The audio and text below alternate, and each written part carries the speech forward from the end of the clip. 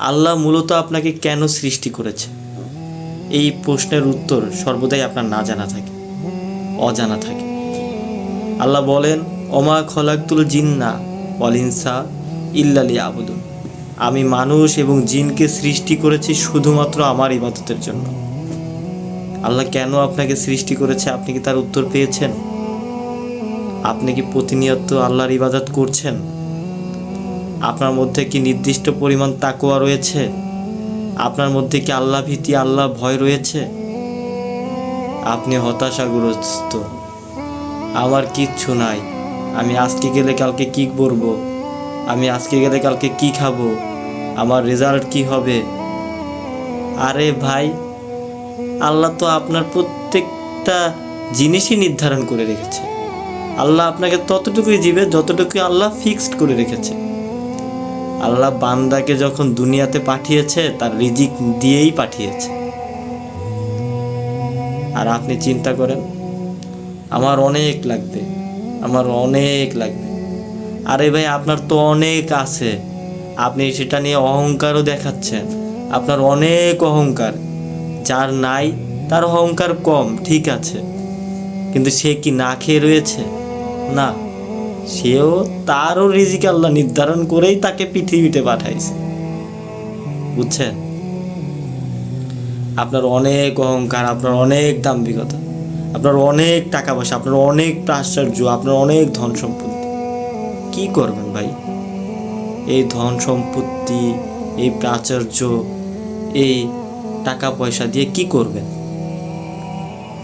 আপনি চিন্তা করেন, আপনি একটা মানুষ, আপনি হঠাৎ একটা রাতে বসে আছেন, আপনি আপনার স্ত্রীর সাথে শুয়ে আছেন, শুয়ে থাকার পরে হঠাৎ আপনার বুকে ব্যথা উঠলো, বুকে ব্যথা ওঠার পরে আপনার হসপিটালে নিতে নিতে আপনি মরে গেলেন। কি হইল? আপনার এই অহংকার কই গেল? কই আপনার অর্থ সম্পদ কই গেল? আপনার প্রাচুর্য, ধন সম্পদ, এগুলো কই? কিচ্ছুই নেই। নিয়ে যাইতে পারছেন কবরে? যাইতে পারবেন কবরে? পারবেন না। আল্লাহ আপনারে অনেক দিছে, আপনি অনেক নিয়ে সুখী থাকতে পারছেন, কিন্তু প্রকৃতপক্ষে আল্লাহ ততটুকুই আপনার গ্রহণ করবে যতটুকু আপনি ইবাদত করছেন। আপনার আমল নামা ছাড়া আর কিচ্ছু যাবে না আপনার সাথে কবরে, শুধু আপনার আমলটুকুই যাবে। কতটুকু আমরা মানুষকে বর্তমানে যেই সম্মান দিই তার হচ্ছে অর্থ সম্পদের উপর সম্মান। আরে ভাই, অর্থ সম্পদের উপর সম্মান আমি কেন দিব? তার অর্থ সম্পদ দিয়ে আমার কি হইবে? তার ধন সম্পদ দিয়ে আমার কি হবে? সে কি আমার একটু দান করবে, আমারে দিবে? আমি নিয়েও বা কি করবো? কাজ নাই তো। তার যে অর্থ সম্পদ, তার যে প্রাচুর্য, তার যে অহংকার, দাম্ভিকতা, সে তো কিছুই নিয়ে কবরে যাইতে পারে না। আমারে দিল, আমিও নিয়ে যাইতে পারবো না। ওইটাই নিয়ে যাইতে পারবো যেটা হচ্ছে তাকওয়া, যেটা হচ্ছে আল্লাহর ভয়, যেটা হচ্ছে তার ইবাদত, তার আমল, তার দোয়া, এগুলো নিয়ে আমি হচ্ছে কবরে যেতে পারবো।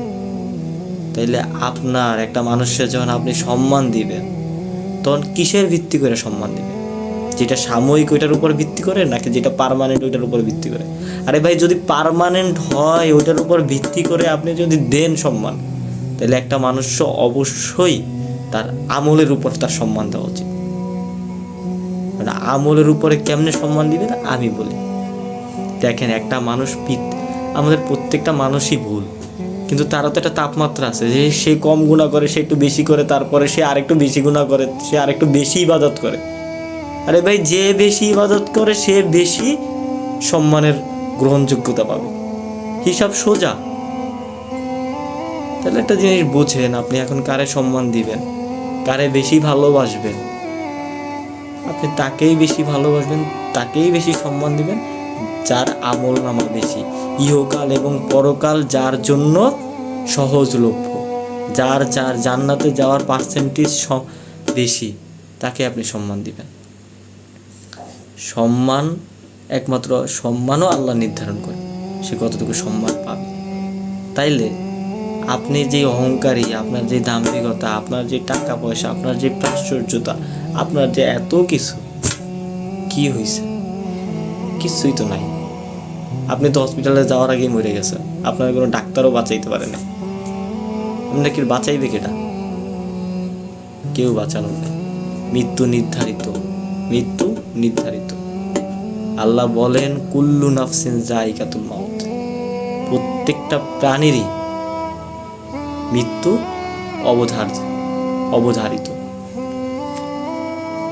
তাইলে আপনি যে 60 বছর বাঁচলেন, আল্লাহ আপনার পরীক্ষা করার জন্য পাঠাইলো দুনিয়াতে, আপনার লাভ কতটুকু? আপনি ইবাদত নিয়ে, কতটুকু আমল নিয়ে যাইতে পারছেন, নাকি কতটুকু ধন সম্পদ আপনি দুনিয়াতে রাইখা গেছেন, ওইটার উপরে ভিত্তি করে আল্লাহ আপনার বিচার করবে। আপনার তো অবশ্যই বিচার করবে কতটুকু আমল নিয়ে গেছেন, এটা নিয়ে। আপনি কতটুকু ধন সম্পদ অর্জন করে পৃথিবীতে রেখে গেছেন, এটার উপরে নির্ধারণ করে আপনারে কেউই কোনো সম্মান দিবে না, কেউই কোনো লাভ নেই, কোনো লাভ নেই।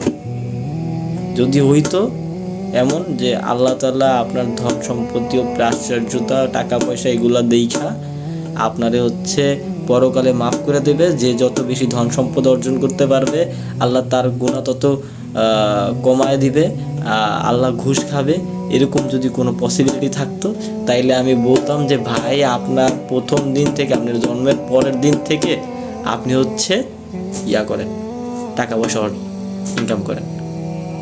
কিন্তু ধরেন আপনার এই টাকা পয়সা দীঘা যদি আপনার জান্নাতে যাইতে না পারেন, কতটুকু ধন সম্পত্তি আপনি দুনিয়ায় রেখে গেছেন, এটার উপরে যদি আপনার জান্নাতে নির্ধারণ করতে না পারেন, তাহলে এই ধন সম্পত্তি, টাকা পয়সা দিয়ে আপনি কি করবেন? কোনো মূল্য আছে? নাই। তাইলে আপনার যেটার উপর নির্ধারণ করে আপনার পরকাল নির্ধারিত হবে, সেই জিনিসটা আপনি কি করবেন? এই তো আমল। ভাই, বারবার ওই একই কথা, আমল, ইবাদত, দোয়া,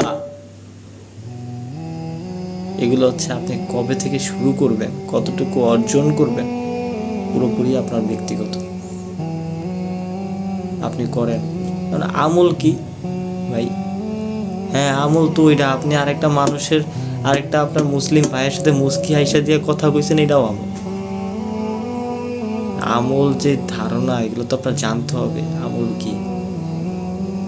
এর জন্য তো মোটামুটি শিক্ষিত হইতে হবে, ইসলাম সম্পর্কে জানতেও হবে। আল্লাহ তো প্রথমেই বলছেন ইকরা বিসমি রব্বিকাল্লাযী খলাক, পড়ো তোমার প্রভুর নামে, প্রথমেই পড়তে কইছে।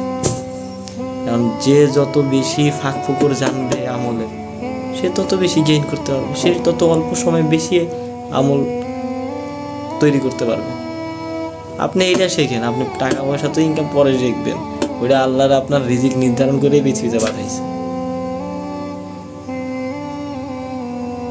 সব কথা শেষে কতটুকু আমল করবেন এটা আপনিই ভালো জানেন, কতটুকু আমল নিয়ে আপনি জান্নাতে যেতে পারবেন আপনিই ভালো জানেন। এটা নিয়েই যান, আল্লাহ ভরসা, ফি আমানিল্লাহ।